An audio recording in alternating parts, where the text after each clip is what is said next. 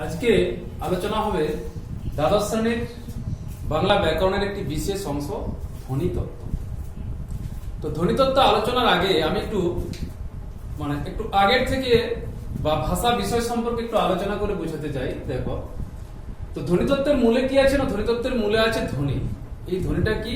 ধ্বনি হচ্ছে মানুষের কণ্ঠ নিঃসৃত আওয়াজ। ঠিক আছে, এখন এই ধ্বনিটাতে আমরা কিভাবে আসছি বা বাংলা ব্যাকরণের যে মূল ধাপ বা মানুষের কণ্ঠ নিঃসৃত আওয়াজের যেটা মূল অংশ সেটা হচ্ছে ধ্বনি। এটাতে আমরা কিভাবে আসছি ফার্স্ট একটু দেখা যায়। প্রথমেই আমরা দেখি ভাষা। এই ভাষা জিনিসটা কি? ভাষা হচ্ছে পারস্পরিক ভাব বিনিময়ের একটা নিরাকার ব্যবস্থা।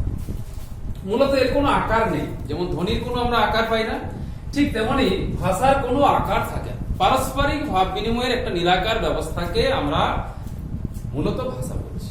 ঠিক আছে, এবং সেটা বিভিন্ন ভাষার ক্ষেত্রে সেই একই ব্যাপার।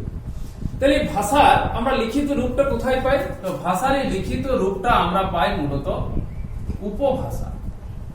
উপভাষা অর্থাৎ নিরাকার ভাষার প্রত্যক্ষ ব্যবহারিক রূপকে বলা হয় উপভাষা। এবং আমরা জানি যে আমাদের বাংলা ভাষায় এই উপভাষার আমরা 5টা রূপ পাই। এই 5টা রূপ মূলত রাঢ়ী, বরেন্দ্রী, বঙ্গালী, কামরূপী, ঝাড়খণ্ডী ইত্যাদি। তাহলে এই যে 5টা রূপ পাচ্ছি তার মধ্যে মূলত রাঢ়ী উপভাষাকে কেন্দ্র করে গড়ে উঠেছে বাংলার চলিত গদ্য ভাষা বা মাঝিনো চলিত ভাষা বা সাহিত্যিক উপভাষা গড়ে উঠেছে। কিন্তু এখন যেটা দেখার বিষয়, এই যে ভাষার পরবর্তী ধাপটা হচ্ছে উপভাষা। অর্থাৎ ভাষা হচ্ছে নিরাকার ব্যবস্থা এবং উপভাষা হচ্ছে তার প্রত্যক্ষ ব্যবহারিক রূপ। অর্থাৎ এই হচ্ছে আকার, এই হচ্ছে নিরাকার। তাহলে এই উপভাষাটা কিভাবে গড়ে ওঠে সে বিষয়টা আলোচনা করতে গেলে আমরা প্রথমে দেখি উপভাষাটা গড়ে উঠছে কতগুলো বাক্য দিয়ে। ঠিক আছে, বাক্য কাকে বলে? মানব মনের পূর্ণ ভাব প্রকাশক অর্থপূর্ণ পদ বা পদ সমষ্টিকে আমরা বাক্য বলছি। এটা কি? মানব মনের পূর্ণ ভাব প্রকাশক অর্থপূর্ণ পদ বা পদ সমষ্টিকে আমরা বাক্য বলছি। ঠিক আছে, এবং বাক্যের আমরা দুটো রূপ পাই, একটা হচ্ছে গঠনগত এবং অর্থগত, সেটা পরবর্তীকালে আলোচনার বিষয়। এই বাক্যটা কিভাবে গড়ে ওঠে? এই বাক্যটা গড়ে ওঠে কতগুলো পদ দিয়ে। পদ, এবং এই পদ আমরা জানি পদকে আমরা দুভাগে ভাগ করি মূলত, নাম পদ এবং ক্রিয়াপদ। নাম পদের মূলে কে কে আছে না? বিশেষ্য, বিশেষণ, সর্বনাম, অব্যয় আর একটা হচ্ছে ক্রিয়া। তাই পদকে অনেকেই 5 প্রকার বলে, কিন্তু পদ মূলত প্রাথমিকভাবে পদ হচ্ছে দুটো ভাগ। আবার এই পদটা কিভাবে গড়ে উঠছে না? পদটা গড়ে উঠছে মূলত কতগুলো শব্দ বা ধাতু দিয়ে। শব্দ বা ধাতু। তাহলে পদটা গড়ে উঠছে কতগুলো শব্দ বা ধাতু। এই শব্দ বা ধাতুর সাথে, শব্দের সাথে বিভক্তি যুক্ত হচ্ছে শব্দ প্লাস বিভক্তি সমান নাম পদ, আর ধাতু প্লাস বিভক্তি সমান হচ্ছে ক্রিয়াপদ। ঠিক আছে, আবার এই পদটা কি হয়? এই পদটাই বাক্যে স্থান পায়, কিন্তু শব্দ বা ধাতু এরা বাক্যে স্থান পায়। তাহলে এই শব্দ বা ধাতুটা কিভাবে গড়ে উঠছে না? এই শব্দ বা ধাতুটা মূলত গড়ে উঠছে কতগুলো দল বা অক্ষর নিয়ে। এটাকে আমরা বলছি দল, দল বা অক্ষর। শব্দ বা ধাতু গড়ে উঠছে মূলত দল বা অক্ষর। এই দল বা অক্ষর জিনিসটা কি না? দল বা অক্ষর হচ্ছে যে কোন শব্দের যতটুকু অংশ আমরা একসাথে বা এক শ্বাসে উচ্চারণ করতে পারি তাকে আমরা দল বা অক্ষর বলি। ঠিক আছে, অর্থাৎ কোন একটা শব্দের যতটুকু অংশ আমরা একসাথে বা এক শ্বাসে উচ্চারণ করতে পারি তাকে আমরা দল বা অক্ষর বলি। যেমন রামায়ণ একটা শব্দ, এখানে আমরা কি উচ্চারণ করছি? যেমন রামায়ণ শব্দটা আমরা একসাথে উচ্চারণ করতে পারি না। এর দল বা অক্ষর বিশ্লেষণ করলে আমরা কি পাই? রা যুক্ত মা যুক্ত অন, বা রা যুক্ত মা যুক্ত অন। এটা আমরা এর মধ্যে একে যখন আমরা দল বা অক্ষর বিশ্লেষণ করছি তখন আমরা 3টা দলে এই শব্দটাকে আমরা উচ্চারণ করছি। তার মানে কি? দল বা অক্ষর মূলত কি না? আমরা যেভাবে উচ্চারণ করছি আমরা প্রকৃত অর্থে একটা শব্দকে সরাসরি উচ্চারণ করতে পারি না। সেখানে আমাদের মূলত স্বল্প বিরতি থাকে। তাহলে বাকযন্ত্রের মূলত কি না? বাকযন্ত্রের স্বল্পতম প্রয়াসে কোন শব্দের যতটুকু অংশ আমরা একসাথে উচ্চারণ করছি এটাই হচ্ছে দল বা অক্ষর। আবার এই দল বা অক্ষরগুলো কিভাবে গড়ে উঠছে না? কতগুলো বর্ণ বা বর্ণ সমষ্টি দিয়ে, বর্ণ সহযোগে দল বা অক্ষর গড়ে উঠছে। তাহলে এই পর্যন্ত আমরা এই যে উপভাষা, বাক্য, পদ, শব্দ, ধাতু, অক্ষর, দল, বর্ণ এগুলোর আমরা ব্যবহারিক রূপ বা এর রূপ আমরা দেখতে পারি। কিন্তু বর্ণ, এই বর্ণের পরবর্তী ধাপটা হচ্ছে কি না, বর্ণের পরবর্তী ধাপটা হচ্ছে ধ্বনি। মূলত যদি আমরা লিখে দেখাই তাহলে হচ্ছে বর্ণ, আর যদি আমরা লিখে না দেখাই তাহলে হচ্ছে ধ্বনি। অর্থাৎ ধ্বনিটা কার কোন স্তরের বিষয়? ধ্বনি হচ্ছে মূলত শ্রুতিগ্রাহ্য স্তরের বিষয়, কিন্তু বর্ণ হচ্ছে মূলত দৃষ্টিগ্রাহ্য স্তরের বিষয়। ঠিক আছে, তাহলে আমাদের যেটা আলোচনার বিষয় সেটা হচ্ছে ধ্বনি। অর্থাৎ আমরা যদি পুরো অংশটাকে লক্ষ্য করে দেখতে চাই তাহলে এখানে ভাষার সব থেকে ক্ষুদ্রতম উপাদানকে কোনটা? না, ভাষার সব থেকে ক্ষুদ্রতম উপাদান হচ্ছে ধ্বনি। আর ভাষার সব থেকে বৃহত্তম উপাদান কোনটা? না, বাক্য। তাহলে এখন কথা হচ্ছে কি যে আমরা প্রথম কি শিখি? আমরা প্রথম কি ব্যাকরণ শিখি? না, আমরা প্রথম শিখি মূলত সেটা হচ্ছে ভাষা। একটা ছোট্ট বাচ্চাকে প্রথমে আমরা কি না ভাষা শেখাই। প্রথমে ছোট ছোট শব্দ মা বাবা ভাই বোন বলতে বলতে আস্তে আস্তে সে ছোট ছোট বাক্য বা বাক্যাংশ বলতে শুরু করে, তারপর আস্তে আস্তে সে ভাষাটা আয়ত্ত করে। কিন্তু পরবর্তীকালে যখন সে শিক্ষা ব্যবস্থার মাধ্যমে আরো উপরের দিকে উঠতে থাকে বয়স বৃদ্ধির সাথে সাথে, তখন সে আস্তে আস্তে এই ভাষার সাথে সাথে ভাষার যে ব্যাকরণগত যে দিকগুলো সেগুলো সে শিখতে শুরু করে। তাহলে এখন কথা হচ্ছে কি, তাহলে আমাদের এখানে মূল জায়গাটা পাচ্ছি আমরা ধ্বনি। তাহলে এই ধ্বনি জিনিসটা কি? তাহলে আমরা ফার্স্ট দেখবো কি যে ধ্বনি জিনিসটা কি। তাহলে ধ্বনি হচ্ছে মানুষের কণ্ঠ নিঃসৃত আওয়াজ। বাংলা ব্যাকরণে মূলত যে ধ্বনি সম্পর্কে আলোচনা করা হচ্ছে সেটা মানুষের কণ্ঠ নিঃসৃত বা বাকযন্ত্র নিঃসৃত যে অর্থবহ আওয়াজটা সেটা হচ্ছে ধ্বনি। তাহলে ধ্বনি কাকে বলে? মানুষের কণ্ঠ নিঃসৃত অর্থবহ আওয়াজটাকে ধ্বনি বলে। এই ধ্বনিটাকে আমরা প্রাথমিকভাবে দুটো ভাগে ভাগ করি। একটাকে আমরা বলি কি স্বরধ্বনি, একটা হচ্ছে কি স্বরধ্বনি, আর একটা আসছে কি ব্যঞ্জন।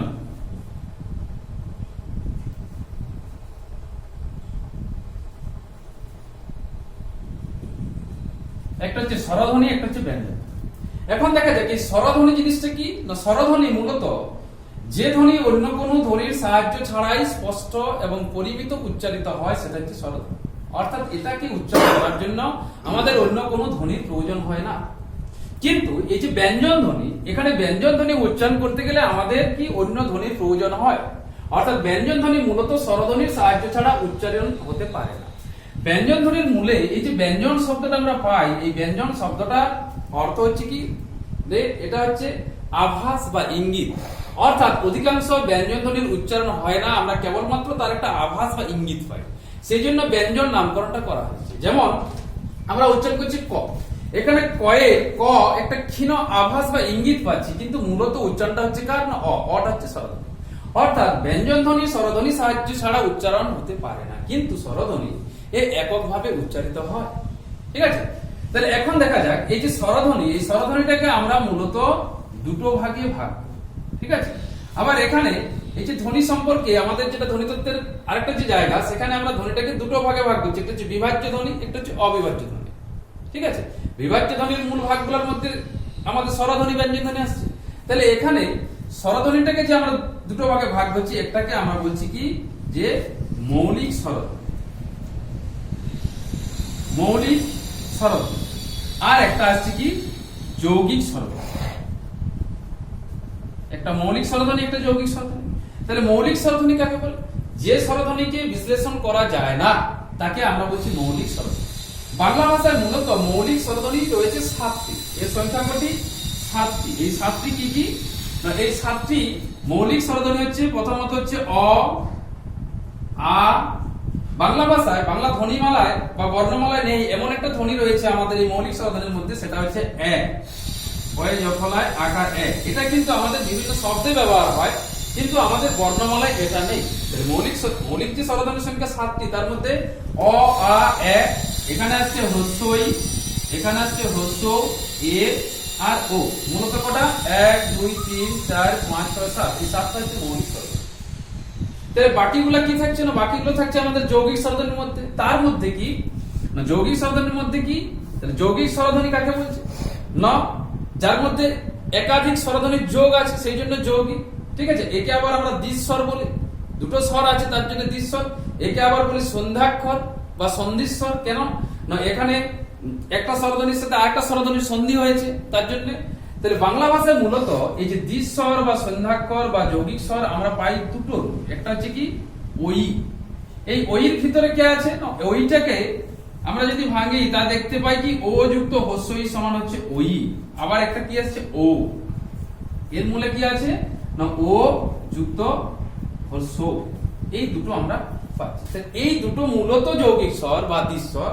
এছাড়া আবার কি কি রয়েছে, এবার রয়েছে যেমন দীর্ঘ ই, দীর্ঘ ই এর মূলে কি আছে দীর্ঘ ই, এ কিন্তু যৌগিক স্বর বা দ্বিস্বরের দিকে কেন আসছে, কারণ এখানে আমাদের উচ্চারণটা কিন্তু হস্য ই, আমরা উচ্চারণটা কার করছি ই এর, কিন্তু এখানে কি বলছে হস্য ই, আবার বলছে কি দীর্ঘ ই, তাহলে দুটো ক্ষেত্রেই কিন্তু উচ্চারণটা আমার ই, সেই জন্য একে আমরা যৌগিক স্বর বা দ্বিস্বরের দিকে নিয়ে আসি।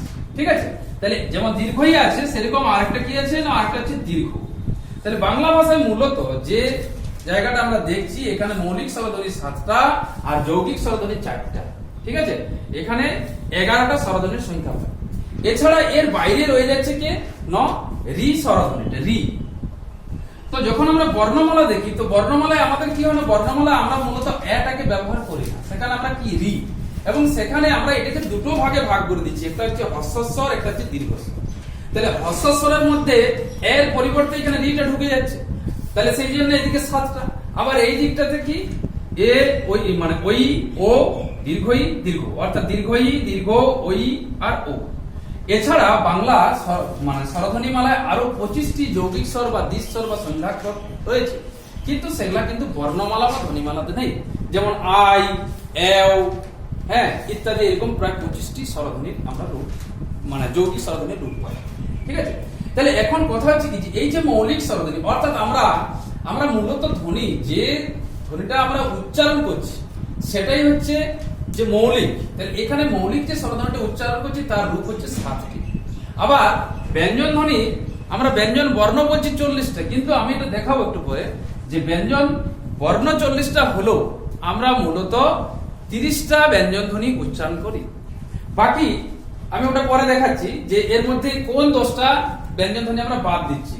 তাহলে এখানে মৌলিক স্বরধ্বনি হচ্ছে 7টা আর মৌলিক ব্যঞ্জন ধ্বনি হচ্ছে 30টা, অর্থাৎ বাংলা ভাষায় মান্য বাংলা ভাষায় মৌলিক স্বরধ্বনির সংখ্যা হচ্ছে 7টা, আবার মৌলিক ব্যঞ্জন ধ্বনির সংখ্যা হচ্ছে 30টা। এখন দেখা যাক এই যে মৌলিক স্বরধ্বনির 7টা রূপ, এগুলার যেভাবে আমরা উচ্চারণ করছি সেই উচ্চারণের দিকটা কিভাবে একটা রেখাচিত্রের মাধ্যমে আমি দেখাই।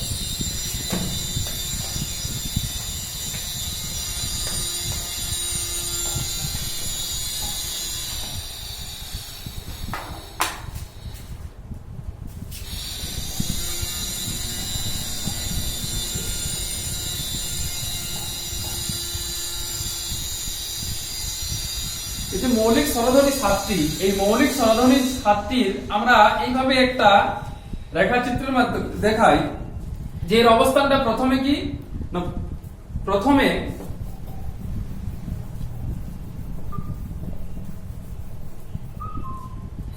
কি আসছে না, প্রথমে এখানে আসছে হ্রস্বই, এখানে আসছে হ্রস্ব, এখানে আসছে এ, এখানে আসছে ও, এখানে আসছে অয়জফলা আকার এ, এখানে আসছে অ, আর সর্বনিম্ন অবস্থান করছে আ। অর্থাৎ বাংলা ভাষায় যে এই যে 7টা মৌলিক স্বরধ্বনির আমরা রূপ পেয়েছি, এই 7টা মৌলিক স্বরধ্বনির যে উচ্চারণের যে জায়গাটা তার আমরা মূলত দুটো মানদণ্ড পাই। একটা হচ্ছে কি, একটা মানদণ্ড হচ্ছে জিহ্বার অবস্থান অনুযায়ী, জিহ্বার অবস্থান, একটা হচ্ছে কি না জিহ্বার অবস্থান অনুযায়ী, জিহ্বার অবস্থান অনুযায়ী এটাকে আবার দুটো ভাগে ভাগ করছি, একটা হচ্ছে জিহ্বার অগ্রপশ্চাৎ গতি আর একটা হচ্ছে জিহ্বার উঠানামা। আর 2 নম্বর যেটা ভাগ হচ্ছে সেটা হচ্ছে কি না ওষ্ঠের আকৃতি অনুযায়ী, ওষ্ঠের আকৃতি অনুযায়ী। ঠিক আছে, তাহলে প্রথম মানদণ্ড আমরা কটা পাচ্ছি না, প্রথম মানদণ্ড উচ্চারণের দিক থেকে আমরা দুটো মানদণ্ডের কথা বলছি। এছাড়া মুখগহ্বরের শূন্যতার পরিমাপের ভিত্তিতে এই 7টি মৌলিক স্বরধ্বনিকে আরো ভাগ করা যায়, সেটা আমরা 3 নম্বর ভাগ দিতে পারি বা আলাদাভাবে বলতে পারি মুখ বিবরের শূন্যতার পরিমাপের ভিত্তিতে। ঠিক আছে, মুখ বিবরের শূন্যতার পরিমাপের ভিত্তিতে।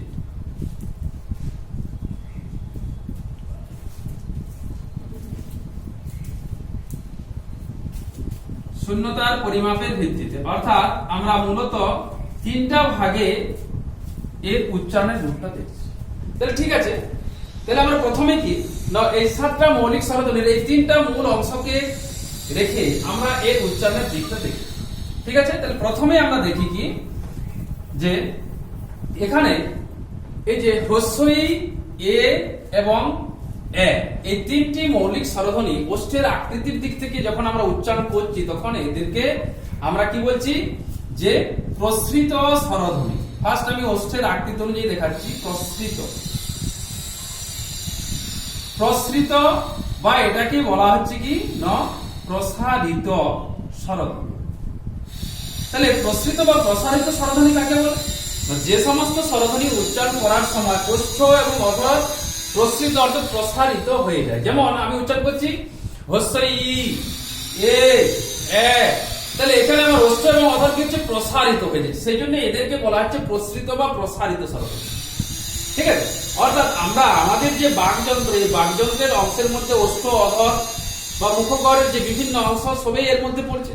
তাহলে প্রসৃত বা প্রসারিত স্বরধ্বনি যখন আমরা উচ্চারণ করছি তখন আমাদের কি হচ্ছে ওষ্ঠ এবং অধর প্রসারিত হয়ে যাচ্ছে।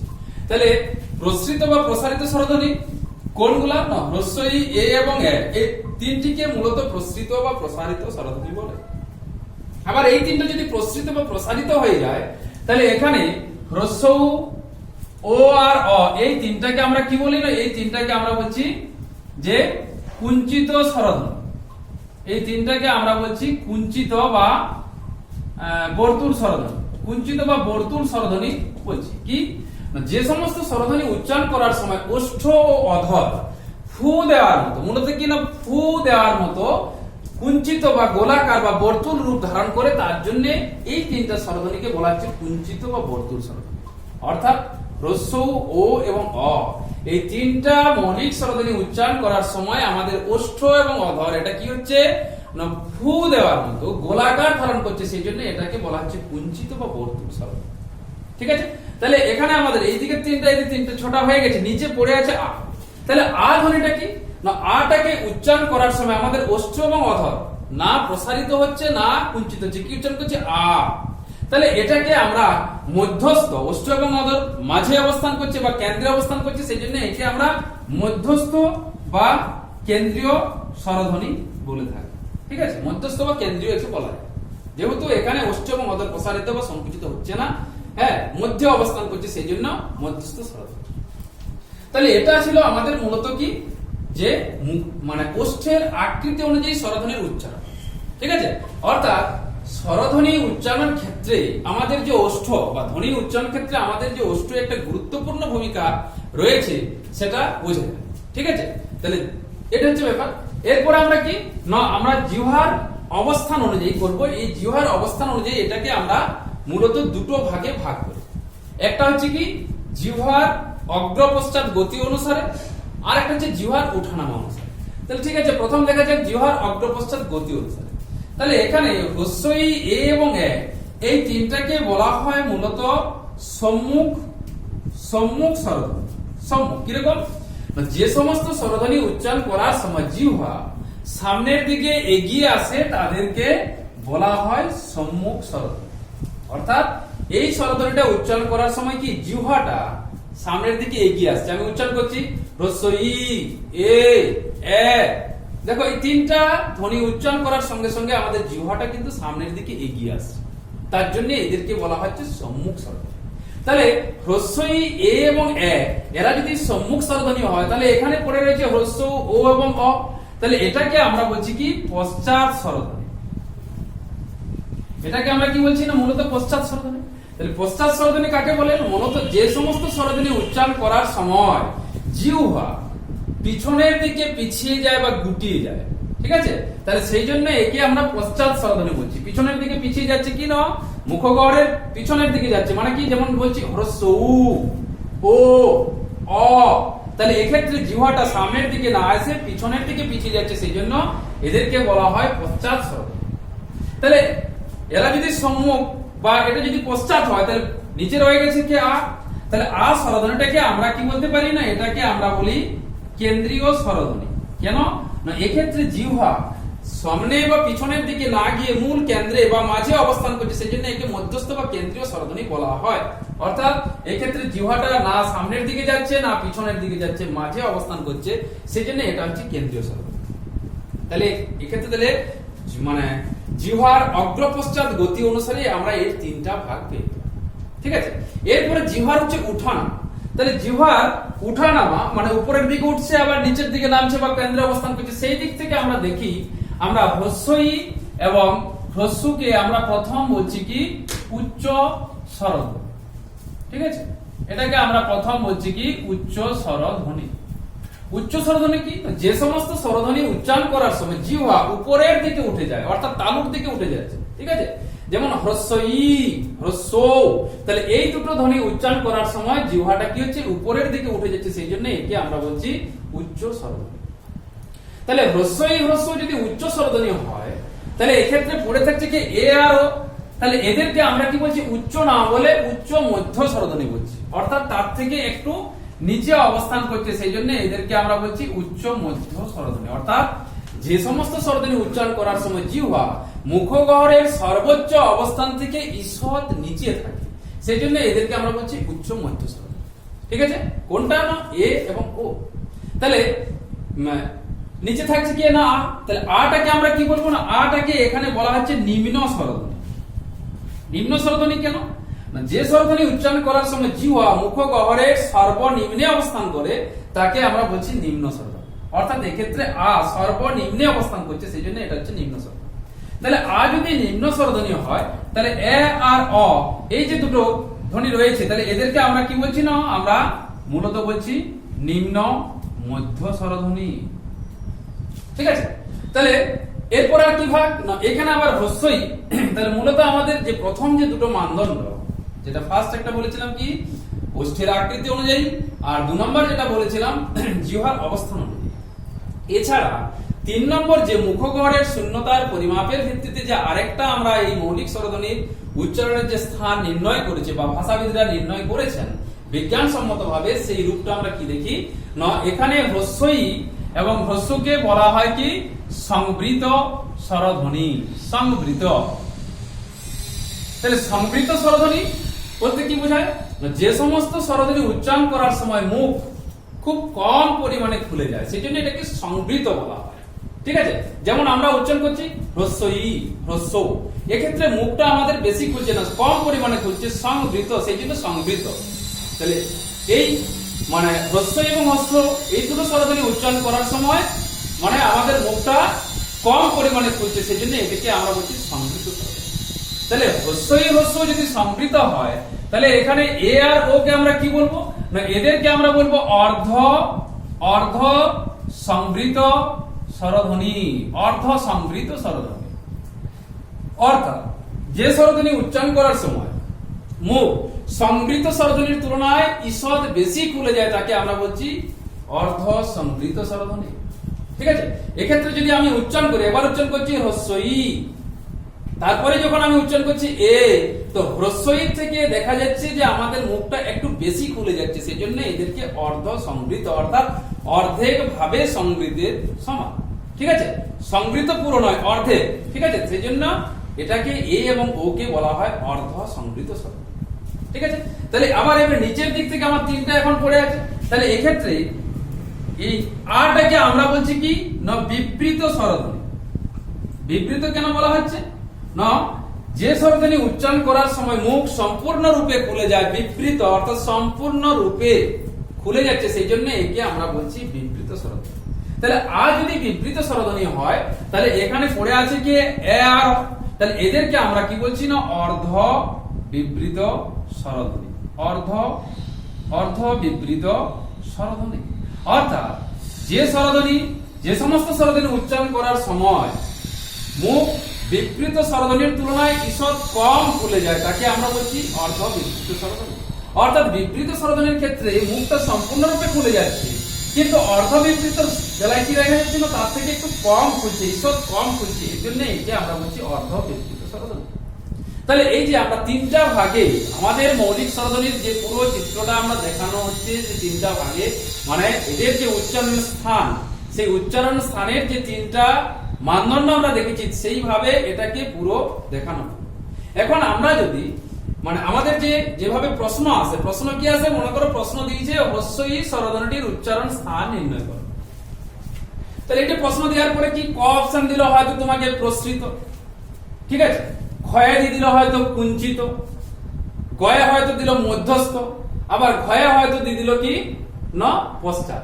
তাহলে এই চারটার মধ্যে এবার কোনটা ন, যখনই আমার এই চিত্রটা সঠিকভাবে মনে থাকবে বা এটা সম্পর্কে আমি অধ্যয়ন করব তখন খুব সহজেই আমার চোখের সামনে উত্তরটা কিন্তু ভেসে যাচ্ছে।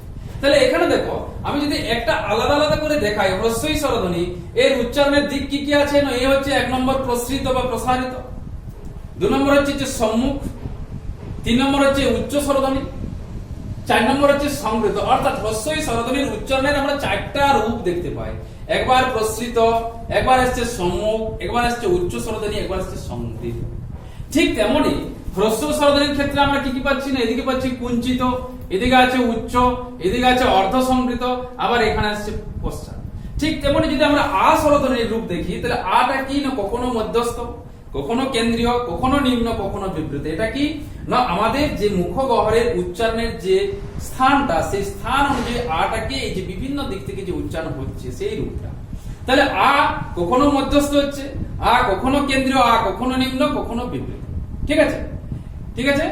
এর পরবর্তী অংশটা আমি পরে ভিডিও আপলোড করে দিচ্ছি।